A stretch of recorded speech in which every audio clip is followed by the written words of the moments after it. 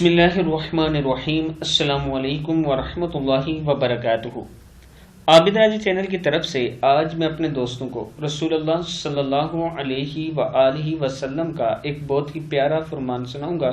اس سے پہلے میں اپنے تمام دوستوں سے گزارش کروں گا کہ اگر آپ نے ابھی تک ہمارے چینل کو سبسکرائب نہیں کیا تو ضرور کر لیں تاکہ ڈیلی آپ تک اچھی ویڈیو پہنچ سکیں۔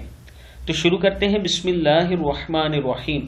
نبی اکرم صلی اللہ علیہ وآلہ وسلم نے ارشاد فرمایا، سب سے جلدی جس چیز کا ثواب پہنچتا ہے وہ نیکی کرنا اور رشتہ داری نبھانا ہے، اور سب سے جلدی جن کا عذاب آتا ہے وہ بغاوت اور رشتہ داری توڑنا ہے۔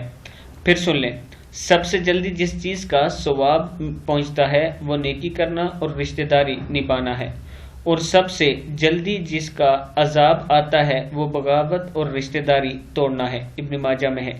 تو ان دونوں برائیوں سے آپ دوستوں نے بچنا ہے تاکہ اللہ تعالیٰ آپ پر عذاب مسلط نہ کریں، بلکہ آپ اگر نیکی کریں گے، اپنے رشتہ داری نبھائیں گے تو انشاءاللہ اللہ تعالیٰ اس کا ثواب آپ کو پہنچائیں گے، اور یہ کام آپ نے ضرور کرنا ہے۔